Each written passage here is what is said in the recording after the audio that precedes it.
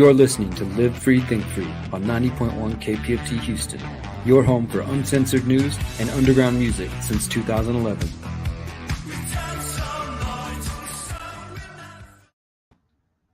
All right, welcome to Live Free, Think Free. I'm Micah. I'm here with co-host and friend Derrick. How are you doing, Derrick? I'm doing good, man. Another week. Good to be back with you here for uncensored news, underground music.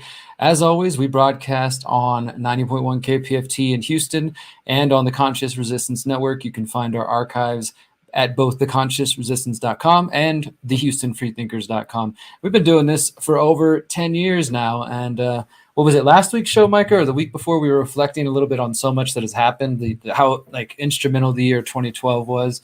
And I think Freethinker Radio, which was the previous name of the show when we were first starting out the summer 2011, that was only the second year the show's in existence. And we were getting to report all this original news, we helped stop the TSA. Hey, the DHS detained us in Tampa, and, the HPD pulled a shotgun on us and all this kind of stuff. And I think it's been cool to be a part of this journey and where we're at now, from being true citizen, independent, underground kind of internet broadcasted media to just how it's evolved. And now we're able to broadcast and stream to Facebook, YouTube, Rockfin, Odyssey. Some of these platforms didn't even exist. That's cool. We didn't even know there'd be so many diverse or even the actions that would have been taken back in the beginning by even some of the some of the giants that we knew in social media that had been, established through, I guess you could say, corporatist means, Facebook, etc. I mean, I don't think back in the beginning we even saw the turns and the manipulations and the sorts of intrigue and the evolution that Facebook's had, nor any of these platforms. We're just glad to be able to, reach people and talk about the message and talk about ideas with people who were concerned about freedom or fiat currency or gardening or music or whatever it was. And that was kind of the way the internet felt quite a bit for some time, and now we see the flurry of new social media platforms, not just as the fashion and the styles of communication change, like with TikTok and these sort of things, but also in reaction to the platform's actions themselves. So exactly. I don't know. It's been a crazy ride, and we're really glad to reach people in all the different ways. No, we started just doing stuff on YouTube and Facebook, and like you said, look how diverse it's grown now. And not to mention, and we are super thankful for broadcasting on KPFT for the last years. It's been tremendous, and we're thankful to be able to support them with our audience, with the people who want to join in, the people who want to join community radio, want to support that, want to invest in that, and keep a station going that's been there for 50 years now. It's been bombed off the air twice. So that's near and dear to our heart. And I'd like to just take a moment in the beginning to say that they are in a fund drive. You can go to kpft.org and hit that big donate button in the name of Freethinker Radio, or Live Free, Think Free. Any amount would go a long way for them knowing that we are reaching out to you and telling you what KPFT has going on. They're moving into a whole new studio. That means we're going to be having more studio guests here on Live Free, Think Free. More poets, artists, politicians, sheriff's candidates, activists, entrepreneurs. And if you want to be part of that, invest in hitting that big red button if you're watching the live stream. Also, you could call the station and donate, but make sure you say in the name of Live Free, Think Free if you're calling to support us, because we do think we bring value. I know we spend a lot of time and we spend mind trying to figure out which stories would be right for the type of people that are attracted to our show, and this is worth something, at least to me. I know I appreciate every source that I go to that consistently gives me information that I'm looking for, and not a lot of extra advertisements, commercials, and I guess you could say, what would you say, newspeak, or what would you call it, Derrick? The agenda. I don't know. There's some word for that dribble that comes out of the lamestream, and we hope to give you something more than that, even if we're just occasionally on the show doing analysis of what's coming out of there. But it is all part of what we do here on Freethinker Radio for over a decade now, and I'm happy to be here with Johnny and Derrick and everybody we've ever had as guests and all the audience. And thank you, everybody who contributes here in the ongoing chat. We definitely appreciate that as we get into the articles and into the stories. I'd like to be able to direct the show a bit more towards some of the, I guess you could say, the works of freedom.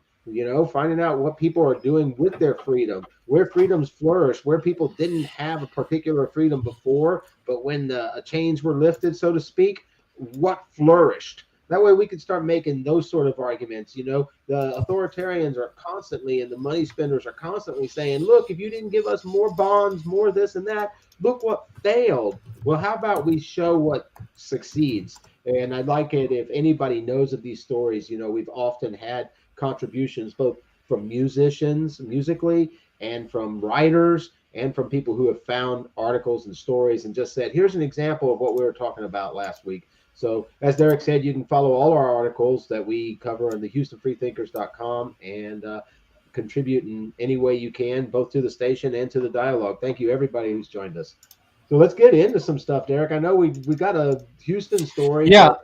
Well, I want to start with one before we get to that Houston story, because I think will add a little bit to the conversation we're having now, where we're talking about, we're talking about media outlets, right? And I was kind of just commenting on how much the landscape has changed in the last 10 years that we've been doing independent alternative media. Well, some people are going to be familiar with the comedian J.P. Sears, who has been around for a few years. He was known at first for kind of spoofing, doing a lot of satire of the spiritual movement and just different things, kind of cliches, and being really hilarious about it.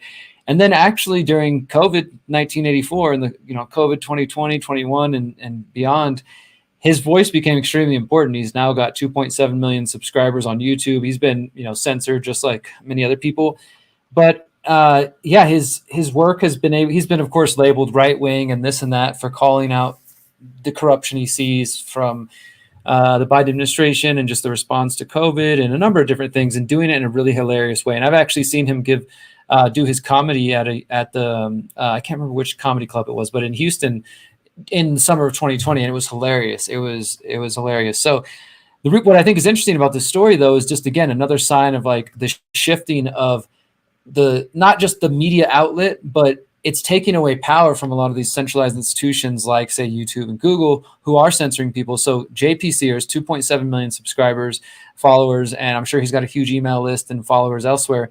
He's releasing his first comedy special called Censor This, but he's doing this exclusively on the platform some of you may have heard of called Locals, which is similar to a Patreon type platform where people can have a subscription-based community. So, your followers or your supporters, whether you're a band or you're an activist or journalist or whatever it may be, makeup artist, it's all kinds of stuff. You can go on there, you create a profile, people can follow you, subscription based, and they get, specific features and things like that. So JP is launching this, partnering with Locals, and we have the Asif Lev, the local CEO, saying, quote, "We are excited to host JP's special on Locals and proud to serve as the technology platform where JP can maintain his independence." He continued, "Locals gives creators the tools to build their digital home, connect with their core audience, grow a subscription business, and create a community." So just interesting because, again, like somebody like that could potentially, you'd think, go to with his followers he could maybe go on a Netflix or something like that. Maybe he's a little too out there for them. But generally speaking, when somebody has that big of a platform, and if they're a comedian or a musician, they can go out there and get their works heard. But in his case, he opted to go with an quote unquote alternative platform. And I think that is a sign of the times as well, that people are starting to become more conscious about how they release their own content and what organizations they're supporting. Because, without getting sucked down this whole rabbit hole, I know you have a lot of thoughts too, Micah, that when you look at music and all kinds of other areas, I feel like people thought the internet was going to free us from, we don't need record labels anymore. We don't need all these middlemen, right? We could just put our music on the internet and then go viral and then be in charge of our own careers and this and that. And there's some element of that I think does exist. But then also you start to see, well, where's all the music streaming platforms now? Spotify, Apple, et cetera, more big companies, big tech companies they still are controlling the gateways in a lot of different areas. And I think not just music, but you could look at, say, comedy, film, and in some ways the internet has been a decentralizing kind of liberating force. But in other areas, it's just taken new forms of the power is just reconsolidated in other ways. But this to me is a positive sign. What do you think about this? Well, one thing I think about it, separate from any thoughts on JP, is that it's interesting that a CEO will comment on it. Do you think Mark's going to be like, "Hey, I'm glad you're here"? Remember Tom? Tom at least was friendly, right, and looked like a human being. He would say, he would say things to you back on MySpace back in the day. But does a CEO say these things? I mean, does a platform say, "Hey, creative, thank you for coming over to us. Here's a signing bonus or something"? I don't know, but we've seen these platforms that are more driven, in a crypto sense, crypto rewards for both members and participants. That's interesting. Um, uh, Platforms that work on subscription like Patreon and I guess this locals, that's interesting. I think it's more empowering, especially once you get an audience of 2+ million people. It seems like with so many new competing platforms that are actually working to be, I guess, more decentralized, less control oriented towards content, that sort of thing. um, it will just it's kind of like I don't know, gentrification. Maybe all the creatives will go onto one platform or whatever, and then everybody will go there, and then all of a sudden, you'll hear how, oh, we need to control the speech over there on that platform. Haven't we kind of heard this already? Almost even how platforms have been called, oh, that's a use this or that word in front of it, meaning If you don't censor the way that the Facebooks of the world or the governments want you to, then yeah, you're a far right platform. Like if you're like, oh, they use these whatever platform they're talking about, they'll say something like they use these alternative platforms that have loose definitions of free speech. And it's like, okay, well, there's clearly you could see the argument against free speech already taking place. it'd be really hard to yell fire in a theater in a platform and have it really be effective, right? So I mean, I hear what you're saying, but it's kind of interesting that on a digital platform, I guess speech is frightening to some people, right? And thought is frightening to some people. But yeah, nonetheless, Scary here we words. go. Let's jump into it because it's happening and it's always happening. So let's do some news analysis and see what people think about it, and go into it. If you're not in Harris County, but you're near a metroplex or you see what goes on in the metroplex, then maybe you can think about this. If you're concerned about economics and fiscal responsibility, maybe you can think about this. Turns out that Harris County didn't pass a new budget. I mean, can you believe it? I mean, these people are usually so addicted to it that they always have to pass a new budget with more money, right? But it turns out that a couple of the people who sit on the commissioner's court abstained, and so no new budget was passed. And according to Harris Health, with no new revenue outcome of Tuesday's meeting, it means Harris Health System will be operating at a $45 million deficit in fiscal year 2023. They bring up other situations. Labor management, $11.6 million deficit reduction. And the list goes on. Strategic initiatives, $24.7 million deficit reduction. Strategic initiatives planned for fiscal year 2023 had been evaluated for elimination, reduction, or delay in order to alleviate or incremental operating expenses. And so it goes on with different things that are being cut. And there was even another article that I read from, I guess, Channel 11, where they're talking about people being upset about this, emotionally, charged over this, and angry with the with the commissioners who didn't show up. And they're saying there's going to be a $16 million cut to our sheriffs, $5 million in cuts to our DA. Hidalgo has said this, and I don't know what to think about it, because she also goes, it means that our police officers will not receive the promised raises. Can we stop right here? Who promised them a raise and didn't have the money for it? I mean, Not me, but I think it's just that they expect to give them raises every single budget. This is the whole thing. Is like I saw this even just in my short time running for mayor. Like most people won't dare say anything against the cops because it's sort of seen, especially on local politics, that you got to be in the sense of then you must be anti-cop or something. If you dare question why they have tanks and military weapons and things like that, and suggest that those things should be removed from the budget, it must be crazy. Yeah, for sure. And I just don't know, where the line is on this stuff. I guess everybody's got their own place to pick, but it is a conversation that should go on. You know if you care about anything, how can you continue to expand? How can you continue to spend money on some of these things? And you notice it's often some of the people who are critical, and we're not talking about coming up with ways to maybe be more efficient or to prioritize the work. There's just crying about not having the money. I don't know who and what system expects to always have the increase. It seems like the government's systems of various types almost always expect to have the increase. And I don't, I mean, I know lots of small businesses through COVID, they rolled without any increases, you know what I mean? And and so that kind of is troubling in a way. And I'd like to go a little bit further through this. It says, of course, they're bringing up concerns about the delayed or scaled down flooding projects.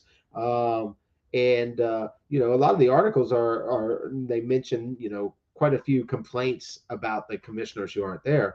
It's kind of as if the whole system is just designed to expect more, constantly feed it more, because the articles are all, like, okay, this happened, but in the meat of the articles, they're more or less, they only have, for most part, only have citizens complaining about it.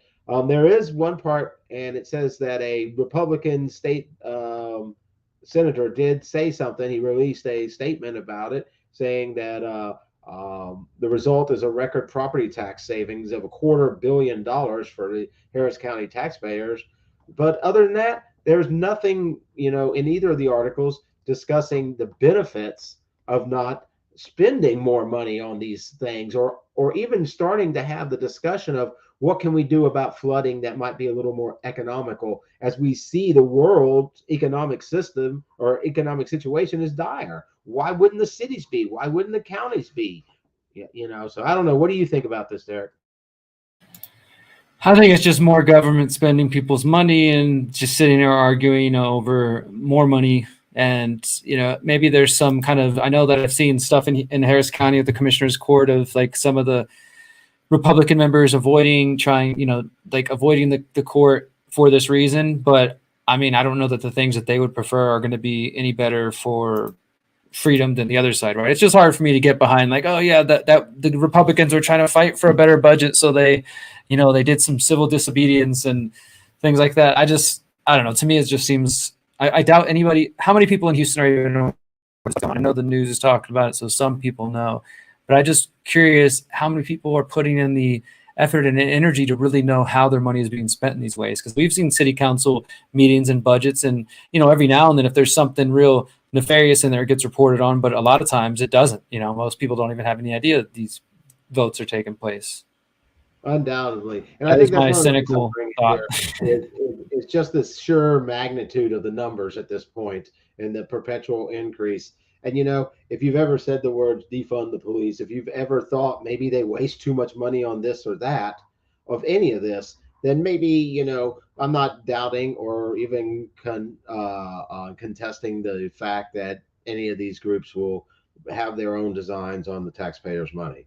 But if we are in any way able to constrain some of the excessive spending, then I will see that as a good thing. That doesn't mean the person who caused it to happen is necessarily, or the people that moved in that way have all our better interest in mind, et cetera, et cetera. But it does mean more didn't go. And that's kind of interesting, especially if you say you're for something like limited government of any sense. Typically, you see them having a real problem with not funding more and more police and authoritarians, despite typically being the party of limited government. So this is a little bit more in compliance. They always want more money. They always want money. You're listening to Live Free, Think Free, and our website is thehoustonfreethinkers.com. You can go there, check out all of our archives. You can see we've been posting them. All the sources, the stories we cover are listed there, just like these stories. If something that's interesting to you and maybe you didn't quite get all the details, or you'd like to look further into yourself, be sure to visit thehoustonfreethinkers.com and you can get those stories. Now, these next few are all sort of related, Micah. This is our kind of, I guess, COVID injection, COVID censorship section here. We've both got a couple here. I'll let you start with this one because I think this is a pretty big development going on. And even though, it took 3 years? Yeah, no doubt. I do think this is pretty 2 big. years at least? Yeah. It's been some time, but we've seen a couple of things come out where maybe it's just the weight of public opinion or whatever that moves have to be made. And it turns out that the New York Supreme Court has reinstated unvaccinated. That's right, unvaccinated. I said that right. They have reinstated unvaccinated employees to work with back pay. So we talked about the various people here that were let go and in other places. It turns out a New York judge ordered Monday that Department of Sanitation employees terminated for refusing to get vaccinated be reinstated to full employment status, writing that the vaccination mandate for city employees was, quote, not just about safety and public health, it was about compliance. I don't doubt that, right? Porzio's ruling stated October 21st, 20th, 21, and December 13th, 2021, rulings from the Commissioner of Health and Mental Hygiene ordered that all employees get vaccinated are arbitrary and capricious, ordering that the petitioners be reinstated to full employment status and with back pay from the date of termination. And as you get a little bit further into the article, there's some other interesting bits in here. The city itself is going to appeal. Are you not surprised? I think it turned out in the article they revealed that it was in the teens, maybe 16 or 13 employees that we're talking about in total. So, rather than lose this case, they're going to spend a lot on legal fees to contend time on the, DAs fighting this and such and appealing it. Rather than pay the back pay for these, few employees. So that tells you, something right there, I believe. One of the reasons that they said also that they overturned it or that the judge overturned it is because they would let like the athletes and other people have exemptions from the mandate, but for some reason the sanitation workers, a group that you could get away with bullying around, they thought,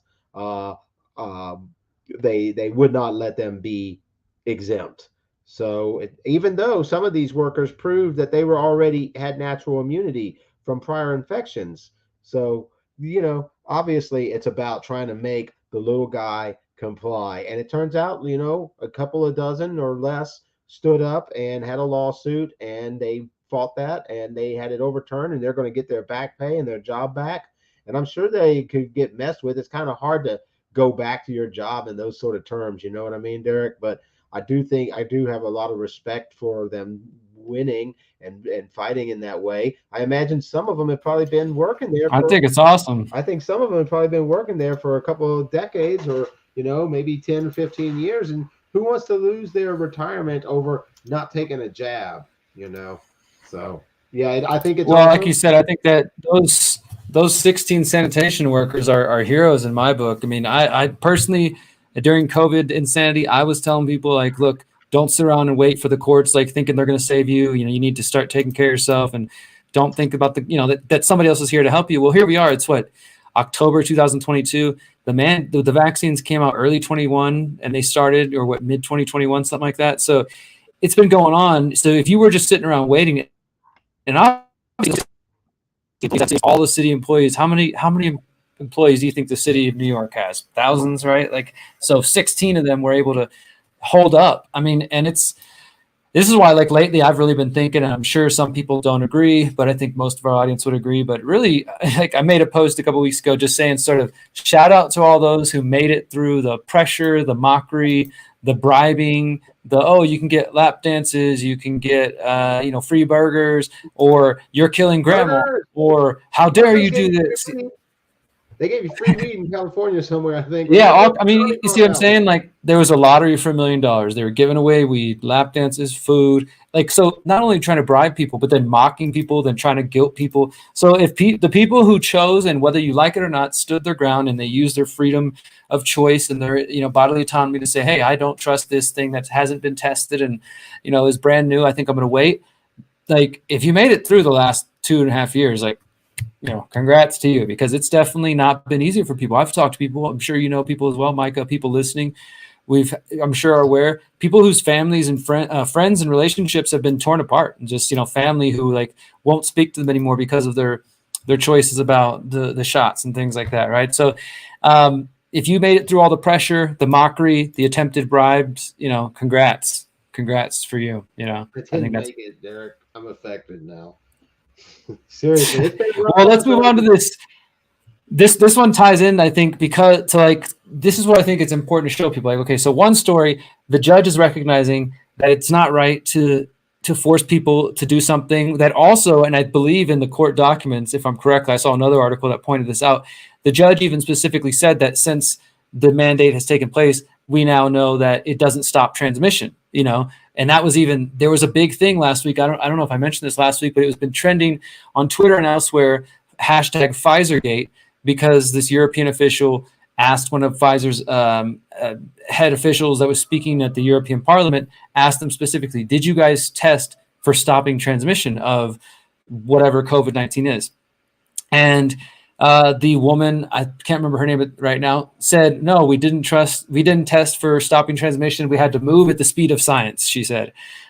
So think about that. So this woman says that, and that starts to go viral. The European official brings it to people's attention. And now, since then, the fact checks have tried to say, no, hold on. Nobody ever claimed it was going to stop transmission, even though we have Biden saying this. We have the head of the CDC. We have the head of Pfizer. So many people, in the media claiming that.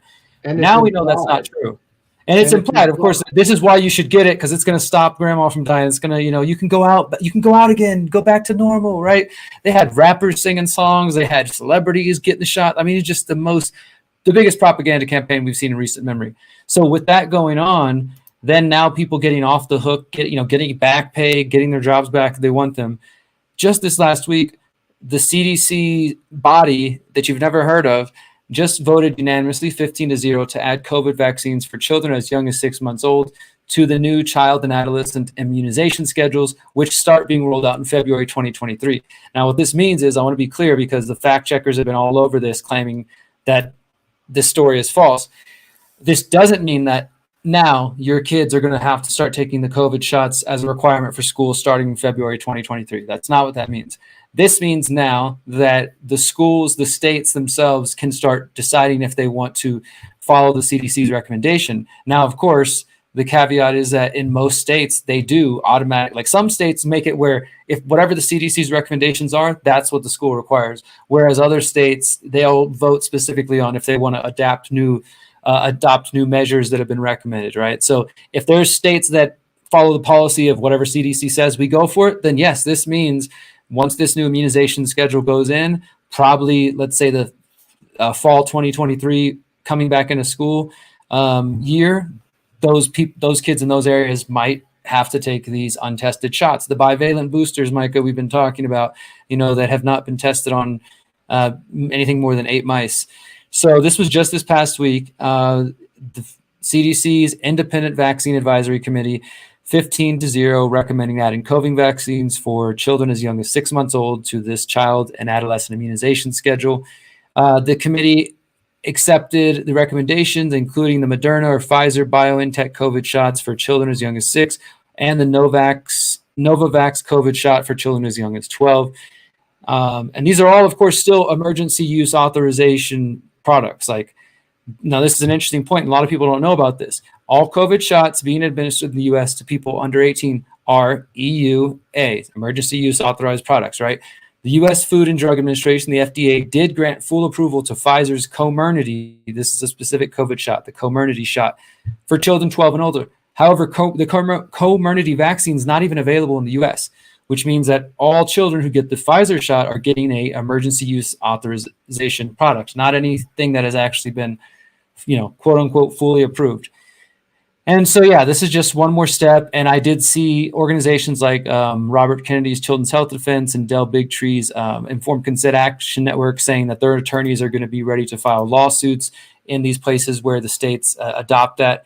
And they were also, people are starting to, you talked about this earlier, Micah, like what's the positive spin, right? What's the solutions? The cool thing is I've seen people sharing resources for homeschooling, sharing resources for just different ideas, online schooling. So if parents who are going to be anticipating these things coming in might not want to keep their kids in school, there's definitely some parents where this is going to be a line for them, and they're going to say, all right, I'm taking my kid out of the public schooling system. So I think that's another way to think about this, is try to be proactive. So if this is an issue that concerns you, and if you hear this news and you're like, oh my God, not my kids, well, depending on where you live, this might be already said and done. But if not, then maybe it's time to make this an issue before it does become said and done. Maybe it's just time to say, hey, screw the whole public school system. We're going to do family. We're going to hire tutors and unschool or homeschool our kids. Or, you look up different online curriculum. There's a lot of them out there. So, yeah, but it's happening. It's moving forward. So it's kind of interesting to take an emergency use authorized product into your body to stop yourself from possibly having COVID. I'm kind of like, think about how that flies in the face of, that's almost, to me, seems like, I mean, maybe it's not a fair analogy, but it seems like, oh, I got a pain, maybe I should take fentanyl. I mean, come on, like, get for real. Like, I don't know why people trust it so much. And I could understand if you're one of these people that's compromised or something like that already, and it's just, you'd rather gamble on this side than on that side. But if you're a healthy person, I just don't understand it. Or to put your kids, like the fact that it's emergency use authorization only, and that's just like to stop something that you've got. I don't even remember the survival rate. It's obviously high, especially for young people. I just don't understand it. It seems like an extreme gamble. I guess we're just worried about the at-risk people dying so much that we're going to take this risk. And I'm sure Pfizer, who's obviously paid the highest criminal penalty of a corporation in this country, I'm sure they would think it's best that kids get this shot, right? So, I mean, how do you talk about these things and not get censored when these are the people that are contributing everywhere?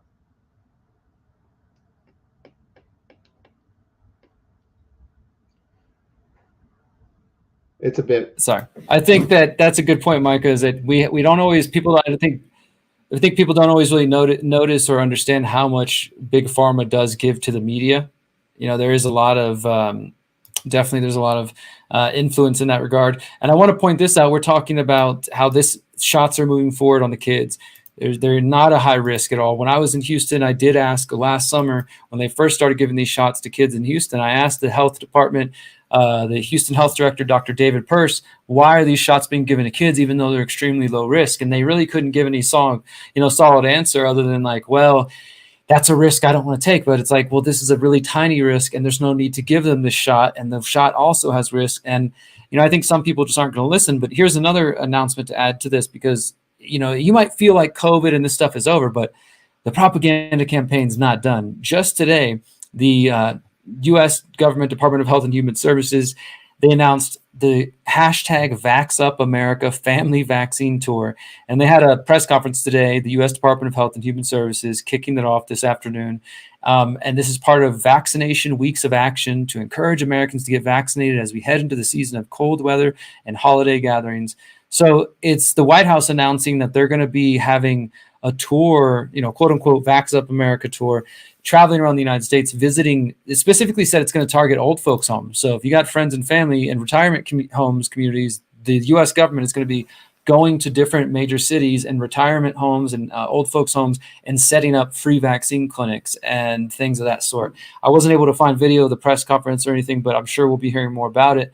Just something to keep your eye on, because, yeah, I mean, to me, how, like you said, how do you talk about this, Micah, without being censored, without being real? And the reality is that nearly everything that we were told in 2020 and 2021 has now been shown to be wrong. All the different reasons that people were being coerced and compelled to get the shots really don't hold up. And I mean, we were saying that while it was happening, but now it's like with time that there's even more evidence of these things, that the shots weren't stopping anything, that they have harmed some people, that COVID itself wasn't that great of a danger to most people, that the masks were not doing what they were told. I mean, we could go on, right? The PCR test, and yeah, and there really hasn't been much accountability, but there is a little bit maybe on the horizon, Micah. I want to mention this one and get your thoughts. A question about yeah. Go ahead. It'd be unfair to see it as this perspective, perhaps, that a group with a whole bunch of funding is going to go to some old folks' homes and scare a whole bunch of grandmas and grandpas and great aunts and stuff into taking a novel vaccine that they may or may not even need. I mean, that's what's happening. Are they going to scare them? They're going to scare them. I mean, do you think they're going to scare them? That's all I want to know. I think fear is a part of it for sure. Fear is definitely a part of it, as we've seen the last 2 years. Well, before we go to our quick music break, I want to just update a story we've been talking about the whole summer, Micah, which is the censorship that continues to be revealed through these various lawsuits. And there's a bunch of lawsuits. It's hard to keep up with them. Lawsuits coming after big tech, lawsuits coming after Fauci. This one is big. Federal court ordered on October 21st that Dr. Anthony Fauci and other top officials have to testify under oath at depositions in a case that has uncovered evidence of alleged federal government collusion with big tech companies to censor users. And we've been talking about this, like there's just some pretty strong connections here between the big tech companies and communication between the White House, the Biden administration. And this one is related to, I remember this one now, the attorney generals of Louisiana and Missouri. We've been talking about this one. They sued Fauci, the NIA, Biden, his press secretary, a bunch of different people, and they've continued to get more documents out as the case moves forward. And so now the latest is that Attorney General Jeff Landry, I believe he's the Attorney General for Missouri, said just on the 21st, he tweeted out, "The court has granted our request to depose Dr. Anthony Fauci, former White House press secretary Jennifer Psaki, FBI supervisor special agent Elvis Chan, and other Biden administration officials related to collusion with social media to suppress free speech." So pretty big. It's not a good look. I mean, being a suppressor of free speech and a censor, it's just not a good look throughout history. And a lot of they don't really have the good guys always with that. I mean, just saying, it's not a good look. Yeah, no, it's not a good look, but it's definitely a positive development. I mean, I think that, and also this is one you can imagine that the White House and the Fauci, they're going to appeal to try to avoid this. But if it does indeed go through, man, and that those depositions are made public, which I imagine this organizations would seek to make them public, there could be some pretty revelatory stuff. In fact, it might actually confirm all the things that people like myself and Micah and others in the independent media have been saying. Hey, they're messing with the algorithms. They're censoring us. They're going after people specifically. This isn't just in our heads. And I mean, that will stop is another story, but at least we would know the truth. They motivate authoritarian arguments that, look, you don't deserve to know the truth. You don't need to know it's thinking. If we told people what was going on, national security, it's all the same thing. How you don't deserve the truth. Somehow they think it's okay, and it's the ends justify the means argument. He thinks it's all right. Absolutely. Because he's so convinced he's doing good to hide and manipulate public opinion, to shut down platform people, etc. So I don't know. I mean, some people do think an end justifies the means. I think that's something that ought to really be questioned, that you would do anything to get this. Yeah, you got to rethink that. We definitely don't want to let authoritarian creep in and become normal. Guys, we're going to cut to a quick music break, come back. We still got more. Today's show is titled, Is the COVID Story, the COVID story continues to crumble. And that's because of the stories we were just talking about. Think about that. Like, the courts are now starting to find that the people should be given their jobs back and repaid funds. The social media collusion and censorship is being exposed by some reasonable courts, and we'll see what all comes out of that. And yet at the same time, they're still pushing all this nonsense, all this Vax Up America tour, give the young ones these untested bivalent boosters. It's a dangerous place. But I'm glad we have you guys here to share it with and to focus on some solutions. The song I'm going to share, Micah, this is a brand new song for me. off my upcoming album, Transmutation, the first single. It's just, there's no fancy music video yet, but it's just the audio for it. The song is called Clarity slash Streetlights. And, it's the kind of song that's meant to be listened to while you're cruising around late at night. Maybe you got something rolled up, your favorite plant matter, and just thinking about life. So if you can vibe with that, then enjoy this. This is 33 Clarity. We'll be right back. This is Live Free, Think Free.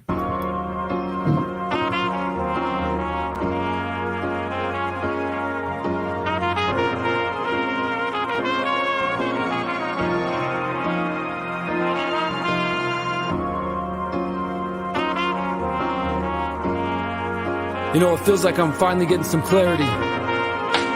So let's do this. Street lights, another city night. Strapped tight, trying to keep my sanity tonight. I'm overcome by suicidal tendencies. Not been searching, but I ain't got no friend in me.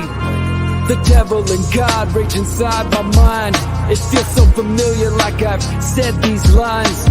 Watching my life slip away as the sun rises. Could have walked another path, but chose my vices. And I know I'm the one to blame. Was I meant to carry this shame? I'll bear the burden if it relieves the pain. The hurt, the lies, all done in my name. I just wanna know if I was cursed from birth, destined to fail, to rot in this earth. Maybe I sound dramatic, a little theatric, but I feel like I'm in a matrix, if I can just crack it. Street lights, another city night. Strapped tight, trying to keep my sanity tonight. I'm overcome by suicidal tendencies. Not been searching, but I ain't got no friend in me. The devil and God rage inside my mind. It feels so familiar, like I've said these lines. Watching my life slip away as the sun rises. Could have walked another path, but chose my vices. Or they chose me, cause it's written in the family tree. A couple generations of broken men. Now I have a chance to bring it to an end. I'm breaking cycles of trauma, a new life begins. There's so much on the line, but I'm running low on time. Too many to let down, straighten up your spine. I do this for me, and for my nieces and nephews. Just remember, nobody got your back except you. Street lights, another city night. Strapped tight, trying to keep my sanity tonight. I'm overcome by suicidal tendencies. Not been searching, but I ain't got no friend in me. The devil and God rage inside my mind. It feels so familiar, like I've said these lines. Watching my life slip away as the sun rises. Could have walked another path, but chose my vices. God, tell me this isn't the end. Is this where I pay for my sins?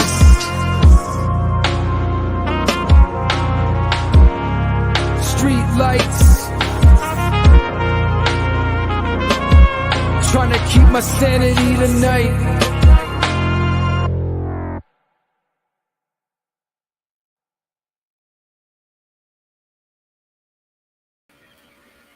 All right, welcome back. That was 33 Clarity Streetlights. Thanks for listening to that. And you're listening to Live Free, Think Free. What do you think, Micah? First one off. It was hard, pretty good, man. I like it. It's good production side too. So yeah, I think people will enjoy it. It's get well paced. Cool. Nice.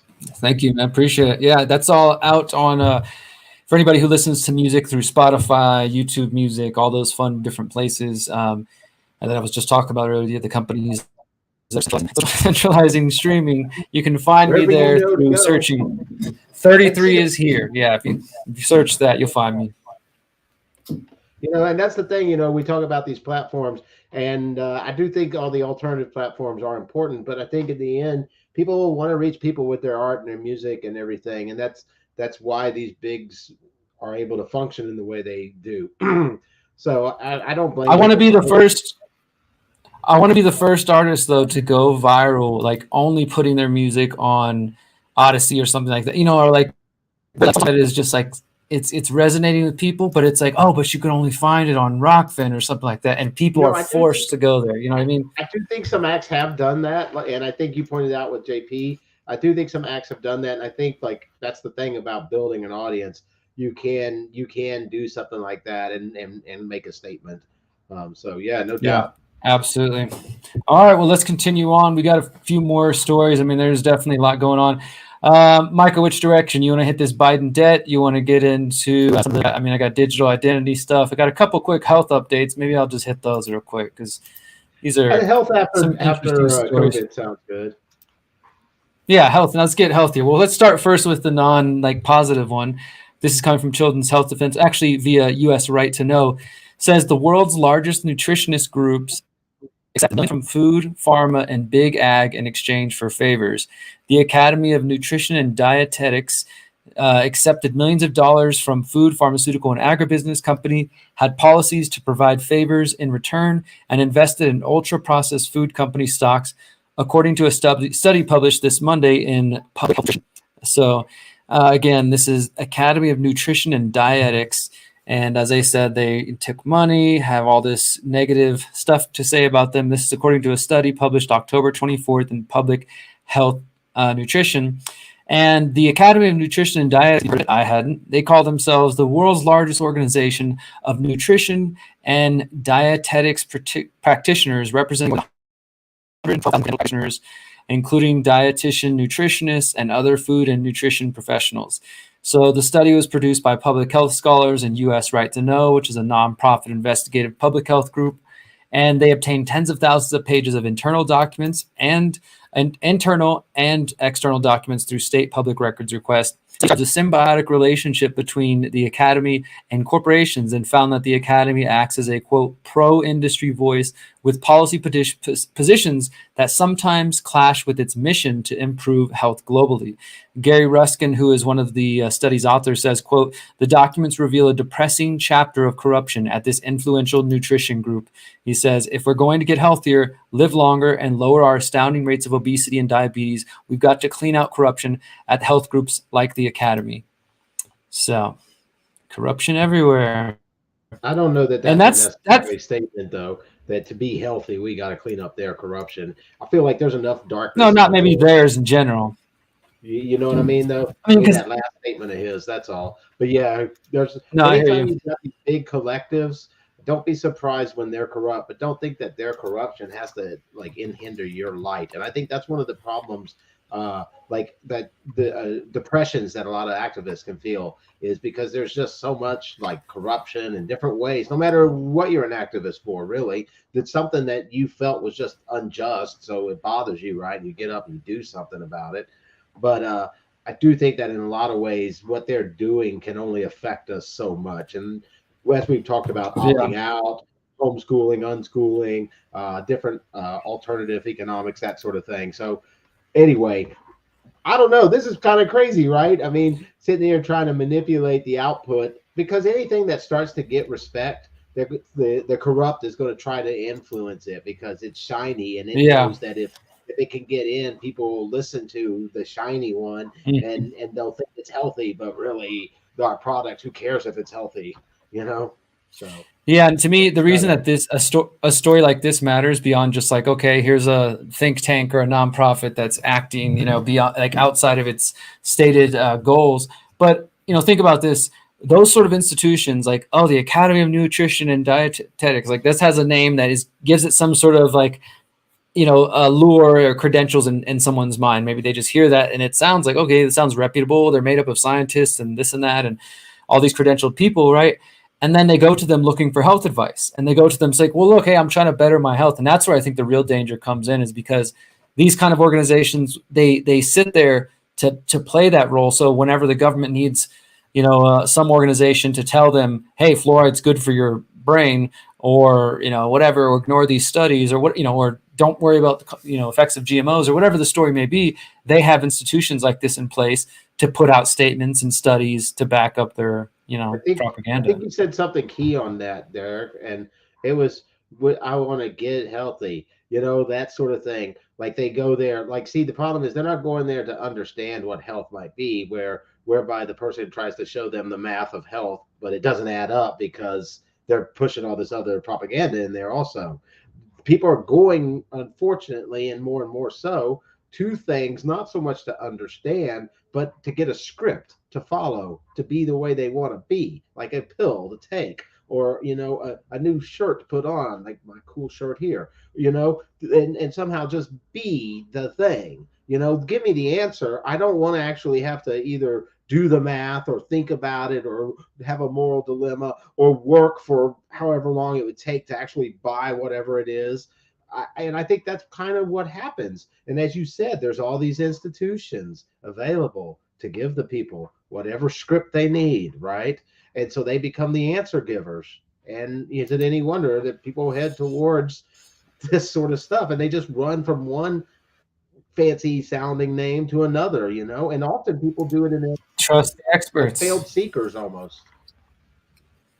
Well, it's just like, trust the experts, right? And who are the people who are going to be the experts? They're like, oh, the people over at Academy, right? The Academy of Diet, Nutrition. Those are the people that we should trust. See, that's the problem. Trust the experts, right? Trust something, not understand, right? Again, it's the same thing, right? It's not about understanding. That's the fundamental, the foundation of the technocratic philosophy, which is a society ruled by experts using technology to centrally plan and guide it. That's the whole idea of it. Democracy doesn't work. We're too stupid to rule ourselves. And republic, other ideas, the best idea. That means, so when you hear this, trust the experts or think these kinds of things, I think that's why it does matter. And I mentioned fluoride earlier because I do have just a brief update into this area, again, where we've been told for 70 years now, trust the experts, fluoride's okay for you. I covered in summer 2020 the fluoride trial, fluoride lawsuit, and it lasted for about a week. And there was a lot of really powerful evidence presented, dozens and dozens of studies submitted showing the effects of fluoride on IQ, affecting hip bone, thyroid, fluorosis, all kinds of different things.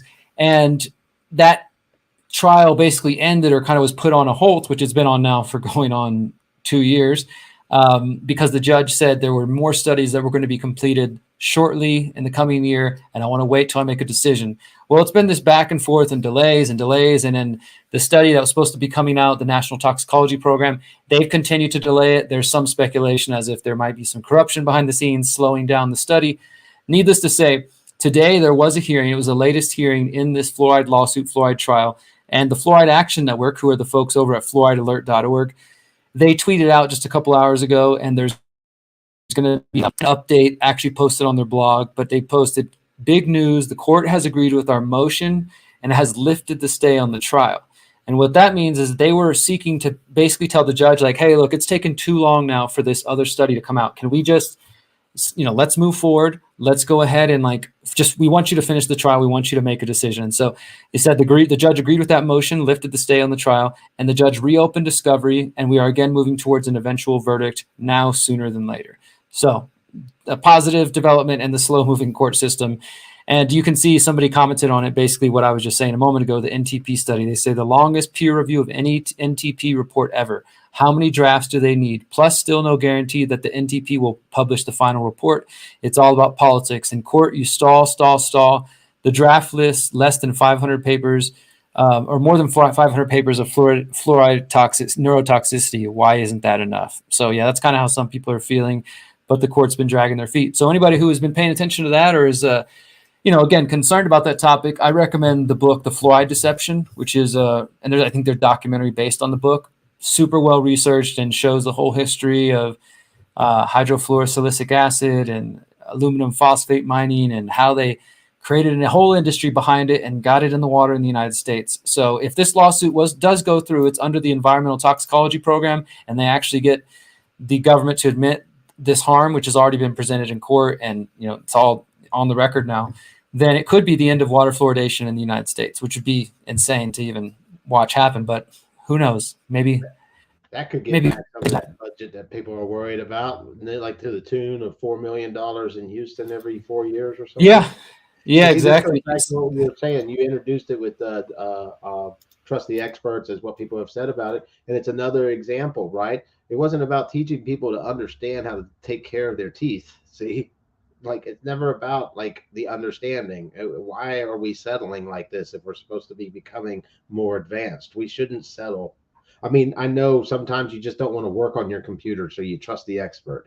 You don't want to work on your RV, so you trust the expert.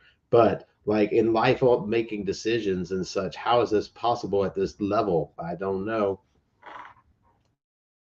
I don't either, but I get what you're saying. That yeah, like you're right. Like we do, there are times whenever somebody with more experience or more knowledge, because they've committed the time to become a quote unquote expert or have expertise or have knowledge in that area, and you're lacking that knowledge, you might decide to give them some of your trust. But the idea that we should just blindly trust a class of people that are called the experts is just. I think it becomes a habit for these people or something, It's just easier than actually reading a book or trying to understand, or reading a book and a contradictory book and weighing the two out, So I don't know. It like the scope of what's at stake is also different, right? You're talking about your computer or your car, either of which can be replaced, right? Versus your health, versus, the state of the nation, those things. Absolutely. More story, guys. Before we wrap up tonight, we're going to talk about this Biden debt story. I got another update on some digital identity, and then I'm going to wrap up with an update on the Utah ritual abuse story. I got a pretty big break in that case. But let's go ahead. What's this about, Micah? What is this this elderly gentleman here saying? Yeah, the latest elderly gentleman in the rotating plethora of presidents, I guess. We do so little to talk about them, but I figured this story we had to talk about somewhat because people are concerned about student debt and that sort of thing. But it turns out the 8th Circuit Court of Appeals temporarily blocked Biden's student bailout order last Friday in response to a lawsuit basically filed by some states. I think that one of the things that was interesting is hearing about it in the news over and over beforehand about the student bailout and all the different takes they had on it. It turns out one of the arguments is nothing about cancellation is lawful or appropriate. In an end run around Congress, the administration threatens to enact a profound and transformational policy that will have untold economic impacts. The administration's lawless action should be stopped immediately, is what the plaintiffs argue. The move is seen by many as an undisguised ploy to shore up support, basically to buy votes, is what people are arguing. Again, from young, university educated, ahead of the midterm elections. And they say it comes at the time of decade high inflation rates and spurred by federal spending. Since the student loan bailout's original announcement, the Biden administration has responded to legal challenges to it so far by narrowing the definition of the eligible applicants. So every time that it's been contested, they just amend it to make it so it's fewer people, and that pleases some group, right? And then they go on with the watered down version of it, right? It's what we see happen to not just this thing, but probably all kinds of other grandiose ideas. The change has now dropped 800,000 borrowers that are now excluded from relief, and this is what an administration official told NPR. It turns out that what's really kind of interesting is like this article points out that Biden had been claiming that he'd passed the Congress by a vote or two, and you're talking about newspeak here. I don't even know what to believe. We see the guy mumbling. We see the guy mumbling at different times and things like that. And now we see that he's telling people that it's passed Congress, this thing that was simply a executive order. So I don't know. What do you think about that, Derrick? I think that he definitely, it could just be, it's either like this is some government, screwy stuff going on, or it's just like I said, an elderly gentleman who increasingly seems lost. And I don't mean that in any sort of ageist ways towards anybody. I'm just saying like the guy looks lost every time. He looks lost every time he's talking about anything. Like I saw the video clip going around about him being interviewed by the mainstream saying even if his family members are starting to question whether or not he should run, and he was trying to defend his mental capacity and say, I think I should still run. And he just kind of started going into saying not much, to which I don't think would represent a clear state of mind. I don't know. My point is that maybe he just doesn't really know. Yeah, ultimately, the bailouts would cost, they say, almost $500 million, or $400 million. So again, it's another. Yeah, I mean, I don't support the bailout itself. Like you talking about, like on the specific issue, I get that they're like why people are excited about this, especially if you're in debt and you're in college and you've been told your whole life that was the answer for you. I get why some folks, and not even like the youth per se. I mean, there's people, I'm 30, about to be 38, people who were in high school with me went into debt right afterwards, because there's like a lot of friends who have college debt.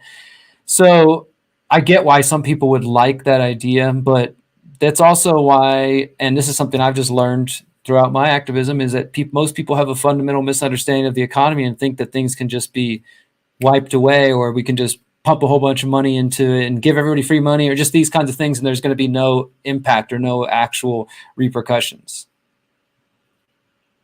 Definitely. I mean, there might be some other kind of way to come up with a solution, or something, but just this blanket bailouts of you can't be against the bankster bailout and the car bailout, the oil company bailouts, and then be like okay with student loan bailout, at least if you're going to stay on principle of that just giving something for nothing isn't right. I mean, I do agree with you that a lot of people, waste a lot of money and time in school pursuing something they've been sold or an idea they got in their head rather than something that's practical or real. But if somebody invested and backed them and they made a deal to pay that person back or bank back, what's going to tie the society together if nobody lives up to what they say they're going to do? So I don't know. I also think there are some legitimate concerns out there that, and this is, this gets into a little bit of speculation, but I think it's maybe rooted in some fact.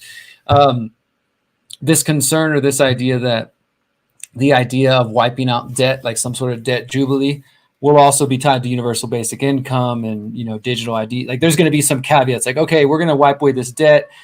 Or, I've seen proposals like this, even from the next story we're about to get into, the World Bank and digital ID, where they propose coming up with essentially a social credit score, like looking at somebody's bank history, their, have they been able to pay their bills on time? Have they been arrested? What did they post on social media? All that stuff, putting it together in a score and a ranking. And then through this, like having a universal basic income that gives you income based on that ranking. You know what I mean? Like, so this may sound sci-fi to a lot of people, but this is definitely the direction we're moving into. So yeah, I would definitely have some big concerns about how a system like that might be used. And to me, I could easily see how they could tell people, we'll wipe all your debt clean, even maybe the debt you have beyond student debt, right? But we're going to take back the dollars you have and give you this new digital token to replace that. And then, of course, there's a lot of concerns with that. And just to wrap this story up, we're not talking about they're saying, oh, we'll launch less cruise missiles so that we can pay the debt. They're not talking about paying the debt like that.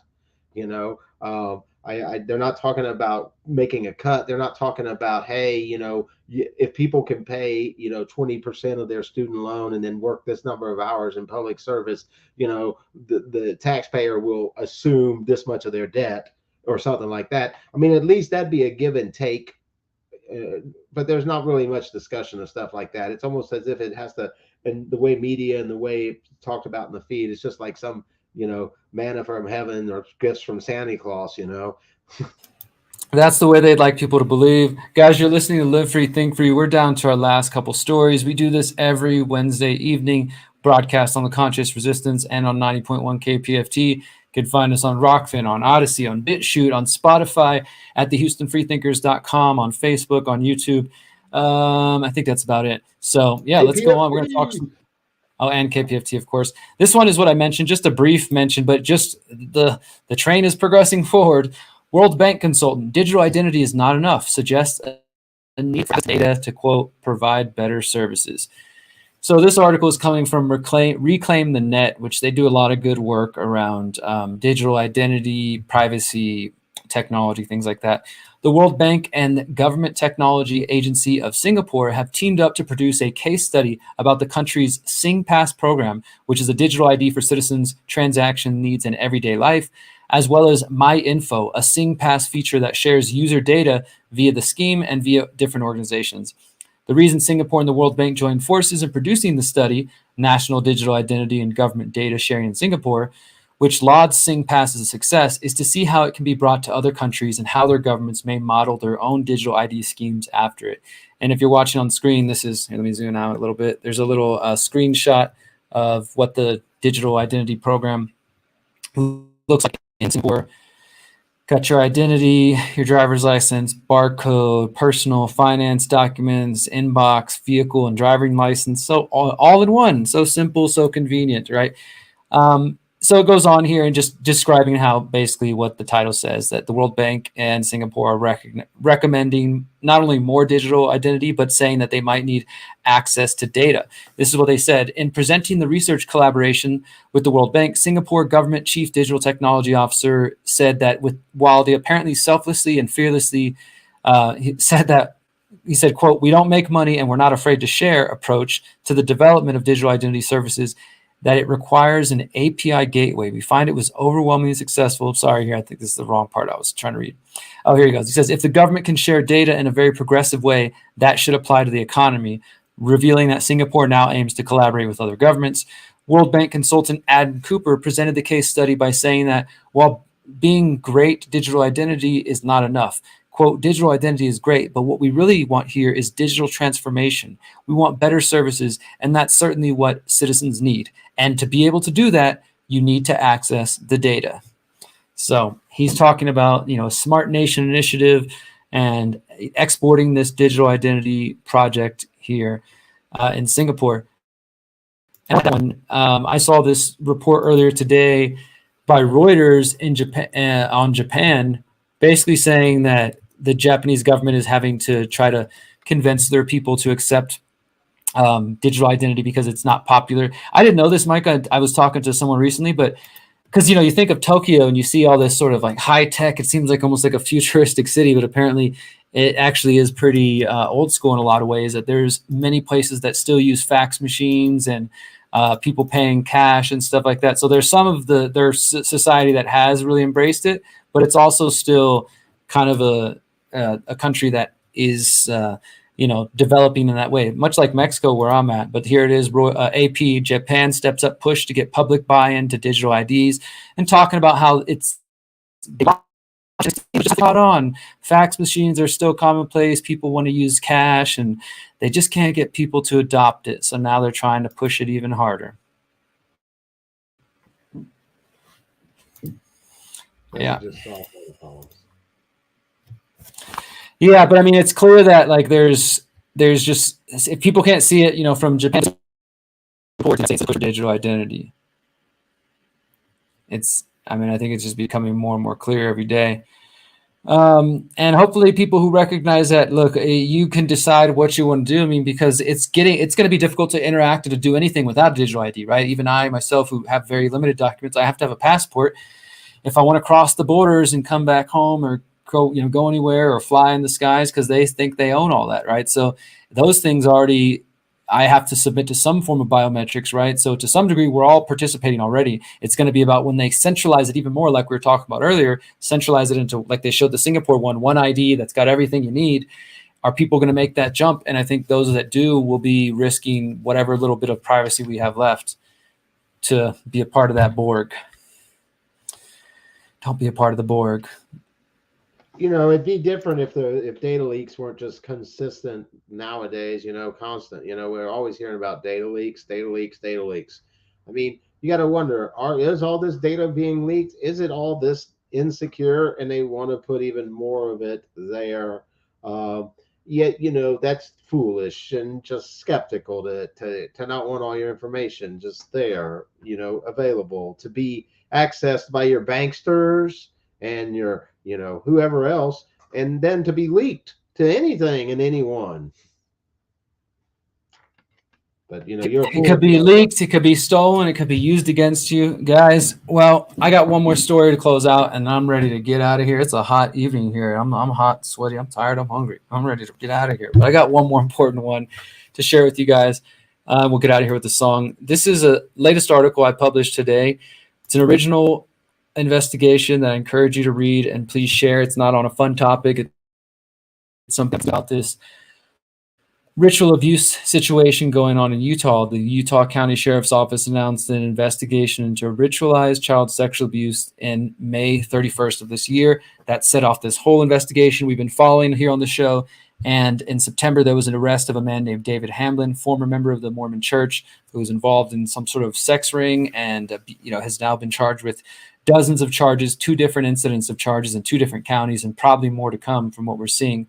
Well, I was recently contacted by a woman who knew him and spent a good amount of time with him because her ex-husband and her were a part of this David Hamlin's so-called healing circles, which he used to abuse people by telling them that he was going to take them and, used hypnosis or different sort of spirituality or his claims to spirituality to manipulate people and to abuse them. And so this woman, her name is Kate Talley, she came to me, she shared her story, and for the last month we've been talking behind the scenes, getting prepared to release this article. This is the first part of what's going to be a two article investigation. And if you're interested, you can find it at thelastamericanvagabond.com. Of course, it'll be linked at thehoustonfreethinkers.com.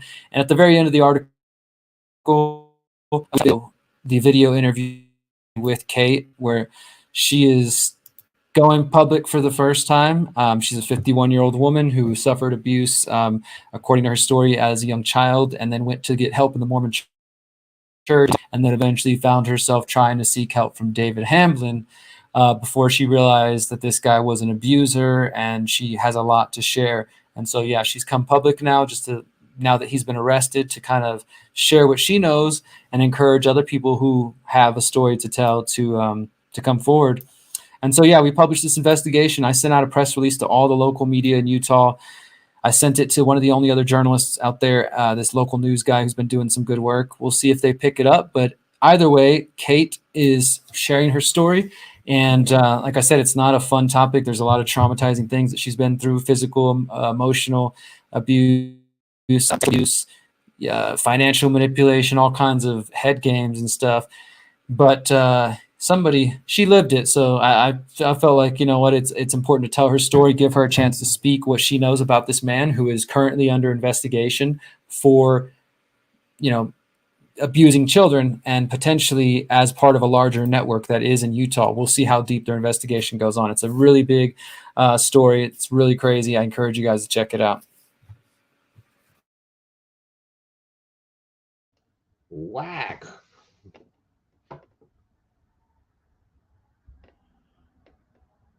It is whack. It is whack. I wish there was a better way to end the show on that.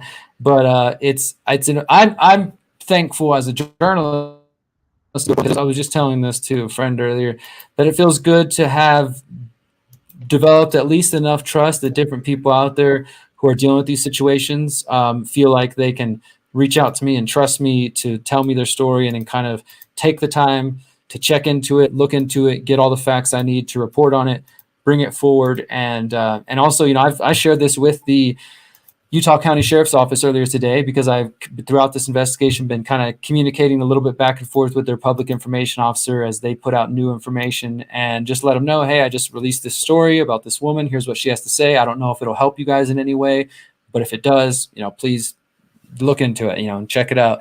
And like I said, offered it to local media to report on it, because I think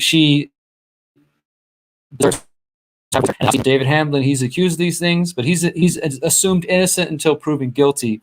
But clearly, I was told today that the sheriff's office, they've had 150 people come forward with different statements, victim statements, or things they heard or things they experienced directly. And what I was told is there are going to be more arrests. There are going to be more things coming out. So, like I said, not necessarily a positive, happy topic, but when there is some justice, I think it ends up being, a good thing. And hopefully, like what we covered earlier with the courts overturning the vaccinations, the courts overturning the, what was it? The other one, there was the vaccinations, but then there's also, the other one's not so good. They're moving forward on the shots.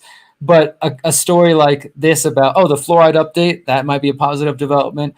And then Kate sharing her story, even though it's a nasty topic, it's not anything, it's still bringing truths forward. It's still advancing things that I think people need to know about. No doubt. So sometimes that's all we can do.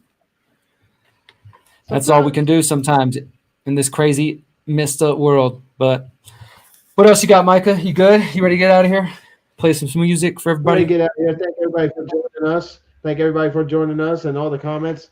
My goodness, there's so many comments tonight. Look at them all. But I definitely enjoyed tonight's episode. There was a lot of information in it. You can get into all of it at HoustonFreeThinkers.com. Please check in with us next week. Live free, think free. Follow us on the platforms. It means the world to us. We've been working at it for 10 years. We're going to continue to work at it, whether you give us a thumbs up or not. But if you give us a thumbs up, maybe more people will join us. We can grow the conversation even larger and give us the thumbs. Give us all the thumbs. All right, guys. Later. We'll see you next week. Enjoy the song. Strict new lockdown has begun in the most populous U.S. state, California, as COVID-19 cases continue to surge across the country. More than half of California's 40 million residents are subject to a stay-at-home order. People are banned from meeting anyone from outside their household. This just in, breaking news. You're all now prisoners here. Welcome to Self-Overturned. Enjoy your stay until it's your time to come home. Lockdown! Let me out! Lockdown! Let me out! Lockdown! Let me out! Lockdown! Let me out! Do you feel the crying and the agony? Someone get me out of this reality. Break free from chaos and misery. No, this is not where I wanna be. Lockdown! Let me out! Lockdown! Let me out! Lockdown! Let me out! Lockdown! Let me out! Step block of isolation, desolation of our nation, hesitation and frustration. This is no vacation. Lockdown! Let me out! Lockdown! Let me out! Lockdown! Let me out! Lockdown! Let me out! This is our reality. It's one we can't escape. They're trying to lock us down, but I don't think so, bro. Lockdown! Let me out! Lockdown! Let me out! Lockdown! Let me out! Lockdown! Let me out! It's not about on the left and the right. Come together, we got to fight. Self-Overturned! I was going to ask you whether you wanted to stay or not, but it seems that the caretakers have made the decision for you. We're all locked in now.